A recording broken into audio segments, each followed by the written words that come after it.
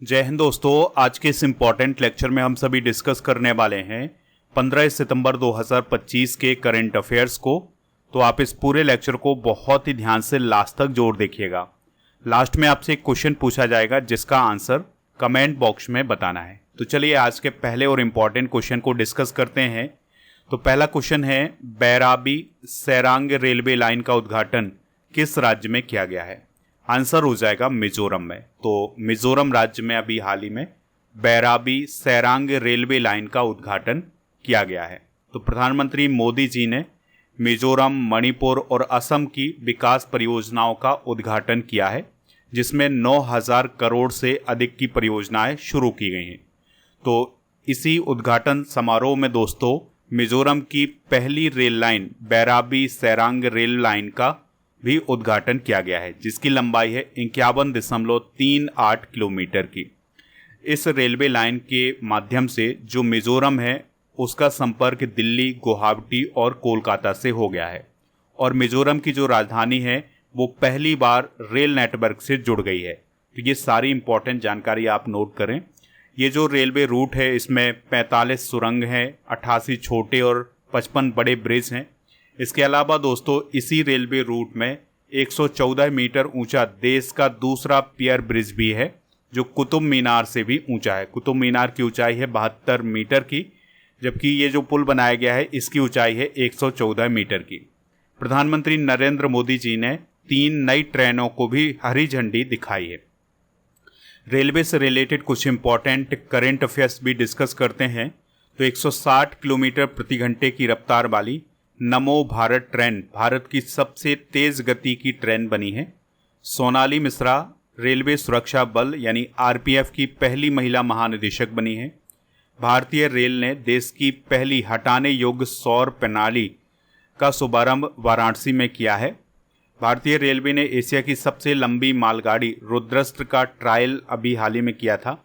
भारत के द्वारा integral coach factory Chennai में अपने पहले हाइड्रोजन चालित ट्रेन कोच का सफल परीक्षण किया है। और मारुति सुजुकी ने मानेसर हरियाणा में भारत की सबसे बड़ी इन प्लांट रेलवे साइडिंग खोली है। अगला क्वेश्चन है, किस देश ने दुनिया का पहला एआई जनरेटेड मंत्री नियुक्त किया है? आंसर हो जाएगा अल्बानिया। तो अल्बानिया देश ने एक ऐसे मंत्री की नियुक्ति की है जो कि एआई जनरेटेड है। इस पॉइंट को आप जरूर याद रखिएगा, ये क्वेश्चन काफ़ी इंपॉर्टेंट है क्योंकि ये दुनिया में पहली बार ऐसा हुआ है। ठीक है, तो इसको पद दिया गया है डिजिटल मंत्री का। इसका नाम है डिएला, जिसका अर्थ होता है सन या सूर्य। इसकी घोषणा किसने की है? प्रधानमंत्री एडी रामा ने। और दोस्तों ये जो एआई जनरेटेड मंत्री नियुक्त किया गया है उसका उद्देश्य है 100% भ्रष्टाचार मुक्त पब्लिक टेंडर प्रक्रिया और पूर्ण पारदर्शिता सुनिश्चित करना।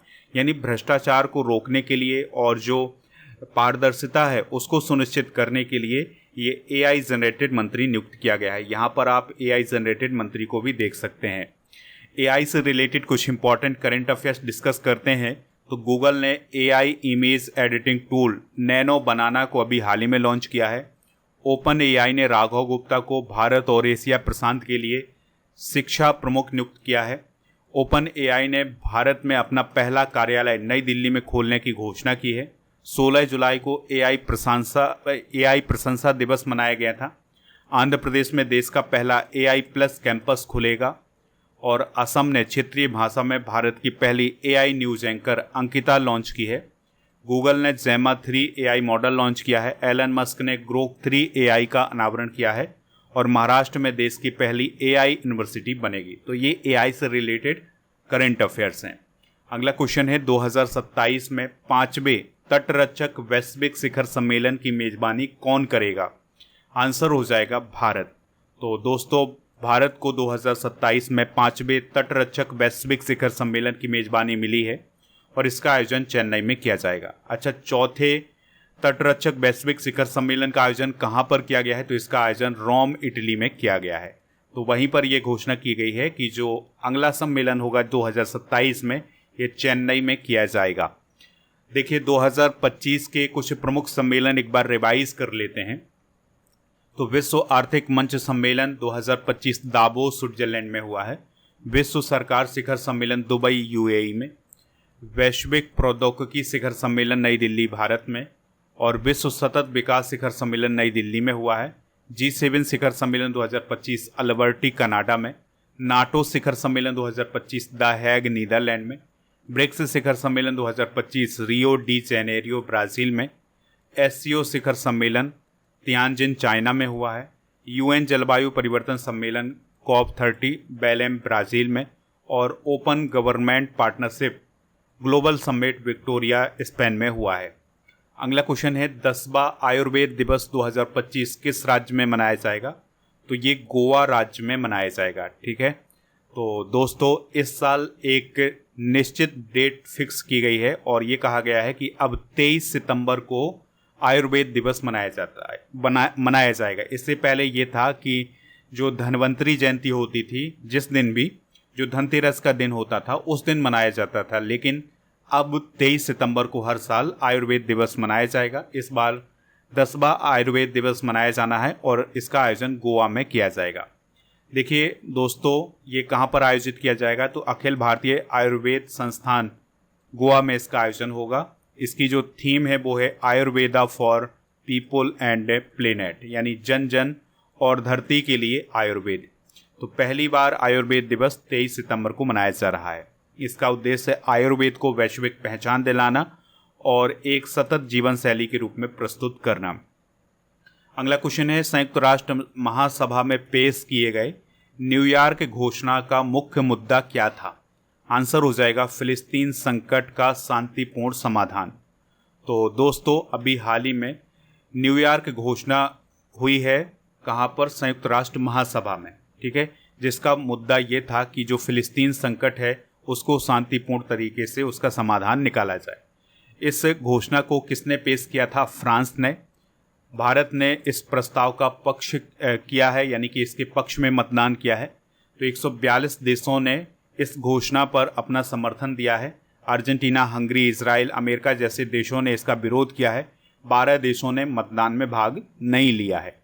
घोषणा की प्रमुख बातें ये होंगी कि गाजा में युद्ध समाप्त करने की अपील की जाएगी, 2 देश समाधान के प्रभावी कार्यान्वयन, मतलब ये शांतिपूर्ण समाधान निकाला जाए फिलिस्तीन का। तो इस पर ये घोषणा पत्र आया था। अगला क्वेश्चन है एरियन नाइटन किस देश के धावक हैं जिन पर 4 साल का बैन लगाया गया है? क्या लगाया है? 4 साल का बैन लगाया गया है। ठीक है, आंसर हो जाएगा अमेरिका। तो अमेरिका के धावक हैं एरियन नाइटन। तो उन पर अभी हाल ही में डोपिंग उल्लंघन के कारण प्रतिबंध लगाया गया है, बैन लगाया गया है। देखिए दोस्तों, हाल ही में किन किन खिलाड़ियों पर बैन लगाया गया है ये आपको याद रखना है। तो भारत के जैवलिन थ्रोवर हैं शिवपाल सिंह, तो उन पर 8 साल का बैन लगाया गया है। भारतीय धावका हैं अर्चना जाधव, उन पर भी 4 साल का बैन लगाया गया है। बांग्लादेश की क्रिकेटर हैं सोहिली अख्तर, तो उन पर भ्रष्टाचार के आरोप के कारण बैन लगाया गया है और वो भ्रष्टाचार के आरोपों के कारण बैन होने वाली पहली महिला क्रिकेटर भी बनी है। डोनाल्ड ट्रंप ने महिलाओं के खेल में ट्रांसजेंडर खिलाड़ियों पर बैन लगाया है और रूस के टेनिस स्टार खिलाड़ी हैं डेनियल सेवलेव, तो उन पर डोपिंग के कारण 2 साल का बैन लगा है। अगला क्वेश्चन है एपीडा ने बिहार में अपना पहला क्षेत्रीय कार्यालय कहाँ खोला है? तो बिहार की राजधानी पटना में। तो बिहार में कृषि निर्यात को बढ़ावा देने के लिए पटना में एपीडा का पहला क्षेत्रीय कार्यालय खोला गया है। तो इसका उद्घाटन केंद्रीय वाणिज्य और उद्योग मंत्री पीयूष गोयल के द्वारा किया गया है। इसका उद्देश्य बिहार के किसानों और जो वहाँ के निर्यातक हैं को सीधे वैश्विक बाजार से जोड़ना।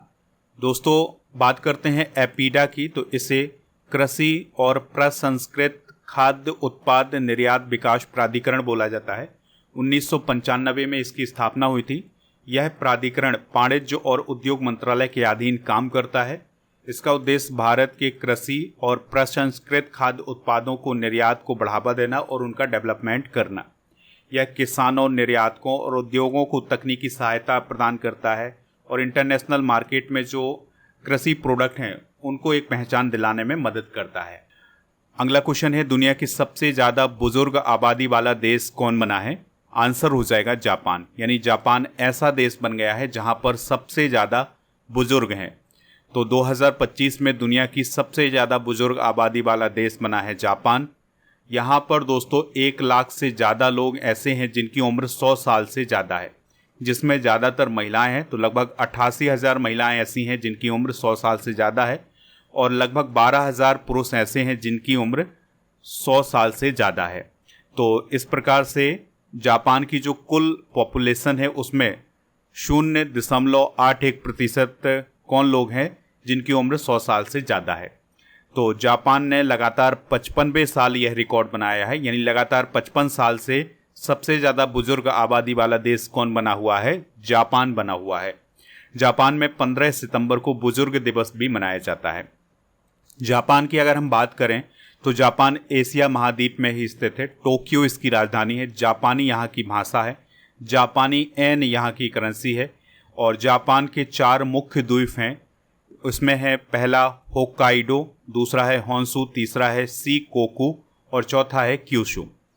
अगला क्वेश्चन डिस्कस करते हैं। वर्ल्ड बॉक्सिंग चैंपियनशिप 2025 में जैस्मिन लंबोरिया ने कौन सा मेडल जीता है? आंसर हो जाएगा गोल्ड मेडल। तो दोस्तों जैस्मिन लंबोरिया ने 57 किलोग्राम वर्ग में गोल्ड मेडल हासिल किया है। उन्होंने पोलैंड की जूलिया जेरेमेटा को हराया है। जूलिया पेरिस ओलंपिक 2024 के अंदर सिल्वर मेडल भी जीत चुकी थी बॉक्सिंग में। जैस्मिन की अगर हम बात करें तो वो हरियाणा के भिवानी की रहने वाली हैं। और ये जो वर्ल्ड बॉक्सिंग चैंपियनशिप 2025 इसका आयोजन कहाँ पर किया जा रहा है? लिवरपूल, इंग्लैंड में। वर्ल्ड बॉक्सिंग चैंपियनशिप 2025 में भारत के मेडल की बात करें तो जैस्मिन ने गोल्ड जीता है, नूपुर ने प्लस 80 किलोग्राम वर्ग में सिल्वर मेडल जीता है और पूजा रानी ने ब्रॉन्ज मेडल जीता है। स्पोर्ट्स करंट अफेयर्स की भी बात कर लेते हैं तो 2025 में रियल मैड्रिड को दुनिया का सबसे मूल्यवान फुटबॉल क्लब घोषित किया गया है। भारत ने 2030 कॉमनवेल्थ गेम्स के लिए आधिकारिक रूप से बोली लगाई है। शुभमन गिल और सोफिया डंकले ने जुलाई 2025 का ICC player of the month का खिताब जीता था। भारत ने एशियाई अंडर 19 और अंडर 22 मुक्केबाजी चैंपियनशिप में 27 मेडल जीते हैं। फीफा ने हैदराबाद में महिलाओं के लिए भारत की पहली टैलेंट एकेडमी शुरू की है।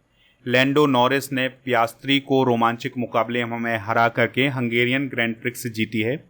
मैग्नस कार्लसन ने पहला शतरंज ई स्पोर्ट विश्व कप हाल ही में जीता है। और खालिद जमील भारतीय पुरुष फुटबॉल टीम के मुख्य कोच हाल ही में बने हैं। अगला क्वेश्चन है, ज्ञान भारतम पोर्टल का शुभारंभ किसके द्वारा किया गया है? आंसर हो जाएगा नरेंद्र मोदी जी के द्वारा। तो ज्ञान भारतम पोर्टल का शुभारंभ नरेंद्र मोदी जी के द्वारा किया गया है।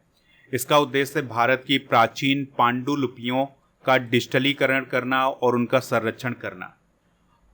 अगर हम बात करें भारत के पास वर्तमान में कितनी पांडुलिपि हैं तो 1 करोड़ पांडुलिपि का संग्रह है। तो इनको डिजिटली फॉर्म देने के लिए ज्ञान भारतम पोर्टल शुरू किया गया है। चलिए कुछ प्रमुख पोर्टल डिस्कस करते हैं।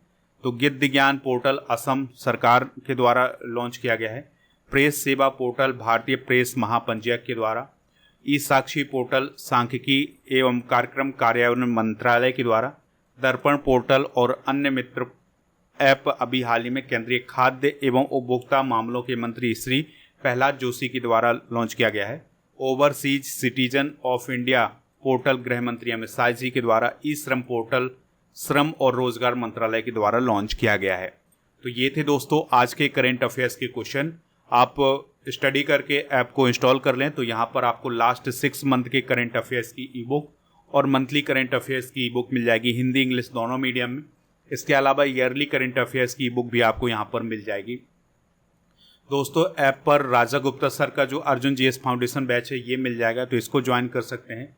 इसके लिए कूपन कोड यूज करना है गणेश 500, तो आपको इसमें छूट भी मिल जाएगी। GK GS foundation complete online batch आपको मिलेगा। चलिए अब हम कल के करेंट अफेयर्स को एक बार रिवाइज कर लेते हैं। तो कल का पहला क्वेश्चन था, पीवी नरसिम्हा राव स्मृति पुरस्कार 2025 किसे मिला है? डॉक्टर मनमोहन सिंह को। आचार्य देवव्रत को किस राज्य के राज्यपाल का अतिरिक्त प्रभार सौंपा गया है? महाराष्ट्र। भारत की सबसे तीव्र ट्रेन नमो भारत ट्रेन की अधिकतम स्पीड कितनी है? 160 किलोमीटर प्रति घंटा। साज एक्स 2025 कहाँ आयोजित किया जा रहा है? जिद्दा में। नेपाल के अंतरिम प्रधानमंत्री के रूप में किसे नियुक्त किया गया है? सुशीला कार्की। किस प्रदेश में पहली बार दुर्लभ पल्लास बिल्ली पाई गई है? अरुणाचल प्रदेश।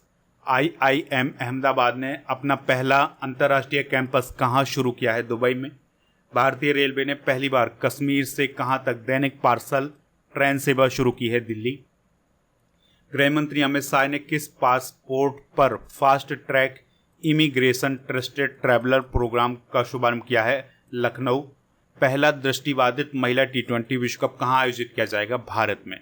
आज के जनरल नॉलेज के पिटारे में भारत के विभिन्न क्षेत्रों में मनाए जाने वाले नववर्ष डिस्कस करेंगे, जैसे बिहू असम में, चेटी चंड सिंधी लोगों के द्वारा मनाया जाता है, और पहला वैसाख पश्चिम बंगाल में, पुथांडू तमिलनाडु में, संवत्सर पड़बो कोंकणी लोगों के द्वारा मनाया जाता है, बैसाखी पंजाब में, विशु मलयाली नववर्ष है, उगादी कर्नाटका आंध्र प्रदेश और तेलंगाना में, गुड़ी पड़वा महाराष्ट्र गोवा और दमन में, सजीबू चेईरा ओबा ये मणिपुरी में, नवरेह जम्मू कश्मीर में, विखौती उत्तराखंड में, जुर शीतल बिहार में, सरहुल झारखंड में और पन संक्रांति ओडिशा में मनाया जाने वाला नववर्ष है।